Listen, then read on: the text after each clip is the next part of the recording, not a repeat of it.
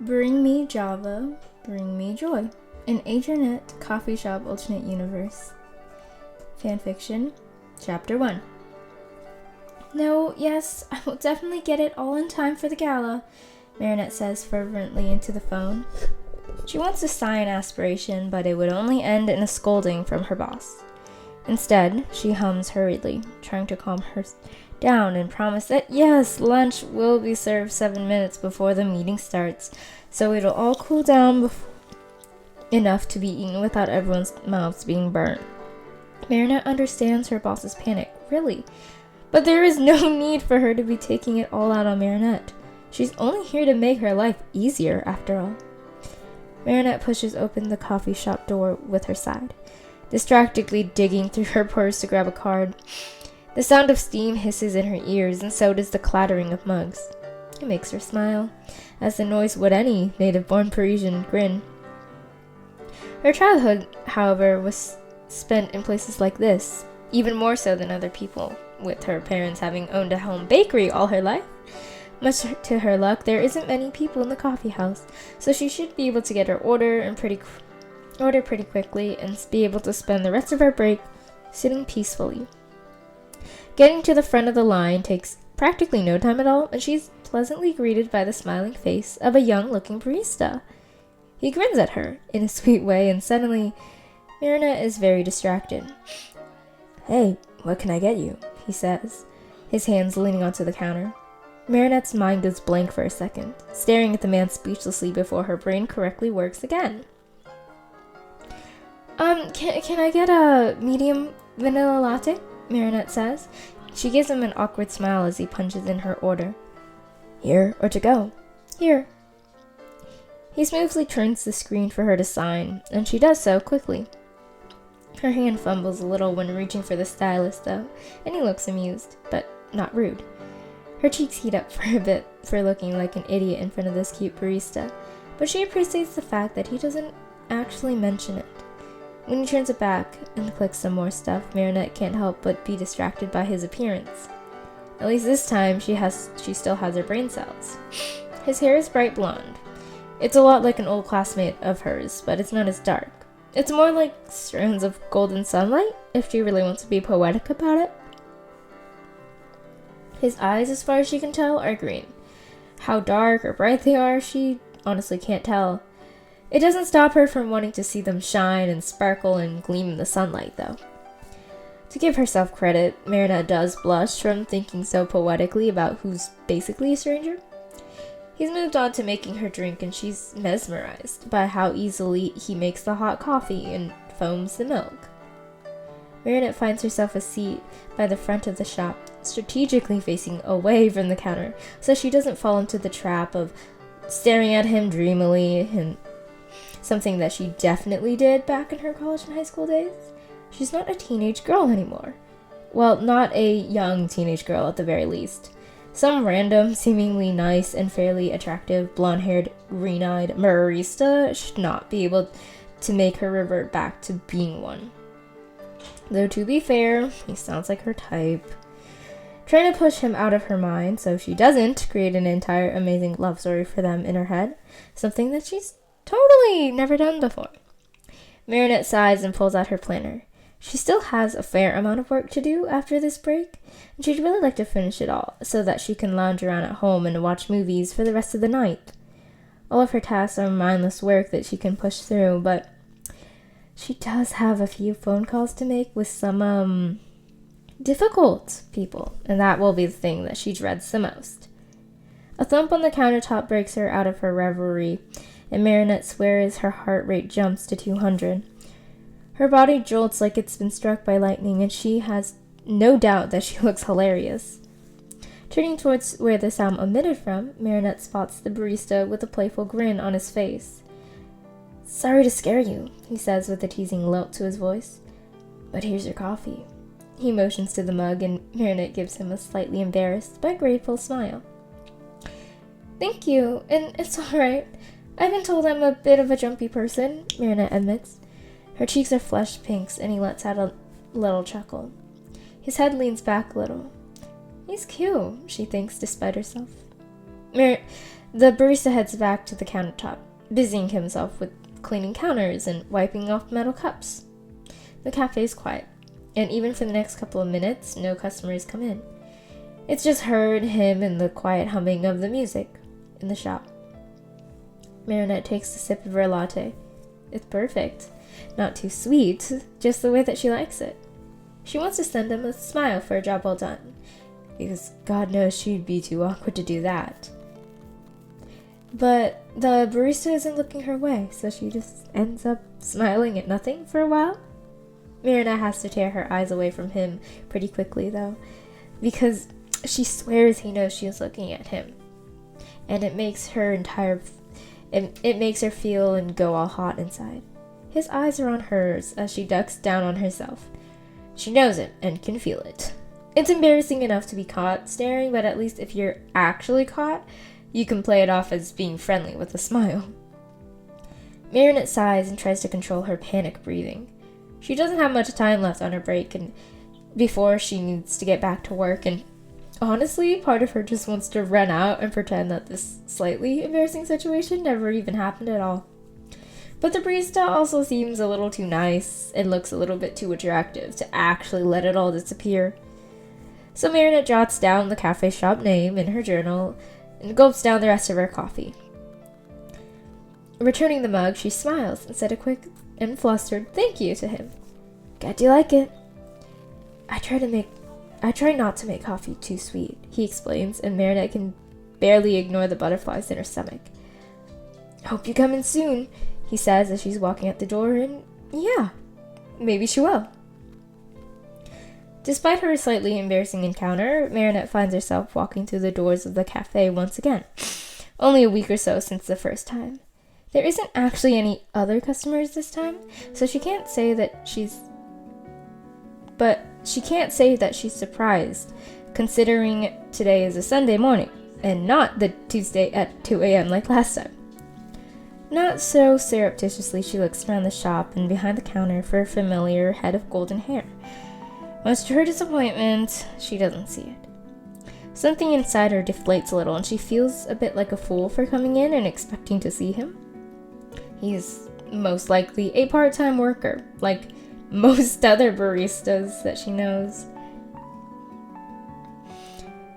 "A medium vanilla latte, please," she says. The barista is not nearly as friendly as the blonde one. She really gives Marinette a curt grin before turning the screen for her to sign, and she honestly misses the bright smile that she only saw once.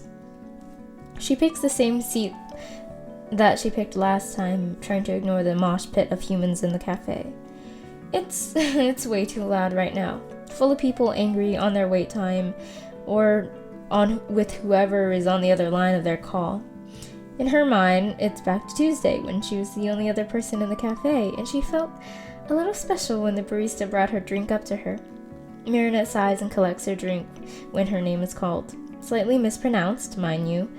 She's sure the blonde barista would have never called her Marionette, but she digresses. The coffee's good, if not a bit sweet, and Marinette sighs, seeing how she has a lot more time to kill. Grabbing the sketchbook out of her bag, her mind swirls in the image that she quite literally can't get out of her head. Is it a little creepy of her to be sketching out a stranger that she's seen only once? Perhaps. But he has such a special smile and looks so sweet, and she's managed to convince herself that it's a totally fine and normal thing. It's like drawing a nice looking flower or a sunset. It's an appreciation, right? Marinette's face gives red and she almost wants to hide the sketch in the making, but it's also some of her best facial drawing work that she'd probably cry if it got messed up on. "Yo, look who's here to take me away from my misery," the barista says from behind the counter. There's a ghost of a playful smile or smirk on her face that Marinette sees when she turns to see who has come in for the new shift. And what she sees, or who she sees, makes her whole body heat up, and she stuffs the paper in her bag so quickly as humanely possible. It's the blonde barista from the other day, aka the guy that she can't stop seeing when she closes her eyes when she goes to sleep. For a second, Marinette considers checking herself into a mental hospital because no other normal person gets this excited about a person that they've never said more than 2 sentences to and can't manage to stop thinking about. "Your personal angel, at your service," he says in a joking tone. Marinette smiles softly at that. She's probably the only other person in this entire cafe who has heard that little joke, and it wasn't even directed at her. "Here." A towel was thrown through the air, but he catches it before it hits the counter and or the ground.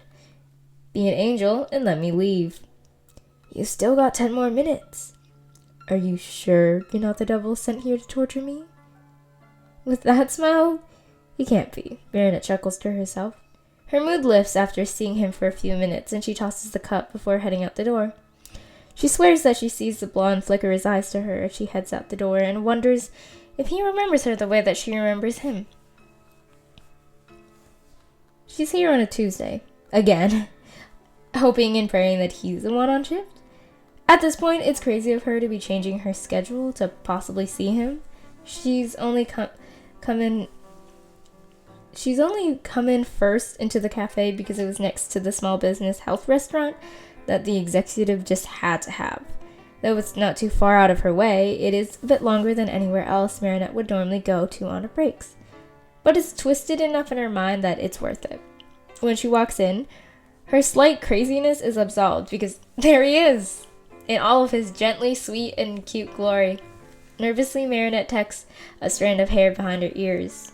When he spots her, he smiles brightly and God, he just has to remember it's her because who would smile at that they never met before? "Hi, medium vanilla latte, right?" he says, posing his pen over the cup as he asks the question. Marinette doesn't say a word.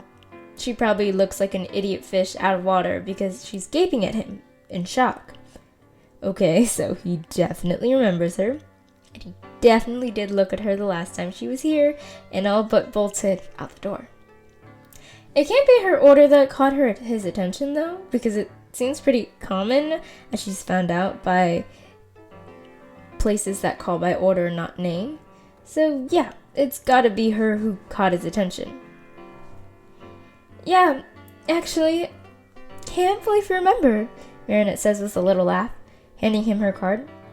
His fingers brush against her hands for a second, and she feels a little jolt of something, and she holds her breath. He shrugs and rubs the back of his neck. "You were the only person in last Tuesday for a while," he says.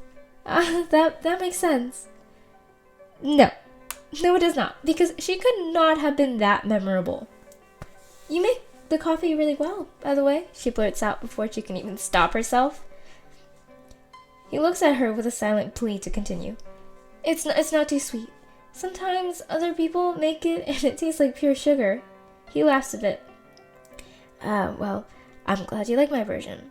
I just like going for less flavoring because you can always add more." He points his finger to the little cream and sugar. "That's why that's there." She finds herself at the spot that she sat at the last 2 times. And in no time, he brings his drink out to her. However, unlike the first time she was here, he lingers as she takes a sip. A smile spreads across her lips. "Perfect level of sugar," she tells him, and he looks a bit overjoyed to hear that. "It'd be nice if everyone else agreed with you," he admits, running a hand through his blonde locks. She's suddenly struck with how much she wants to touch his hair and feel if it's as soft as it seems. A small frown crosses her face at how sad the barista looks. "Sometimes people get mad about how bitter it is. I tell them they can add as much sugar as they desire at the station, or I can add a bit more syrup for them, but they just want it perfectly done on the first try. It's a bit pretentious if you ask me, but then they pull some kind of the customer's always right card on me," he admits, and that makes Marinette roll her eyes, because saying that is definitely not true. She grew up in a bakery her whole life and has her fair share of terrible customers. "You know what you're doing. I say don't listen to them and just smile," she advises. "I try," he musters a smile. "That's good," Marinette says kindly. "I'm surprised there's not a ton of people in," she says idly, looking around. He shrugs. We get a couple big rush hours, but other than that, it's pretty desolate, he explains. I only found this place because an executive my boss was having a meeting with only eats from a handful of places, and it's next door from here, so I took my break, she tells him. How far away is your work from? Only 15 or so minutes, but going back can take like 30 if I leave at the wrong time. Yikes, rush hour is horrifying, and I've lived here most of my life. Me too, but hey, what are we gonna do? They continue to chat, and it's been such a long time since she's been able to talk to someone so easily like this in a long time. All of the people that she talks to nowadays are her coworkers or her friends from years ago. Of course she loves the latter and all, but there's something so fun about meeting someone new and having that spark of conversation. However, the bad thing about the spark is that it is so easy to lose track of time. Oh my gosh, I have to go. Adrienette rushes, grabbing all of her stuff from the counter and throwing it into her bag. She wants to roll her eyes at herself for going back to her terribly late teen self, but there is no time for even that.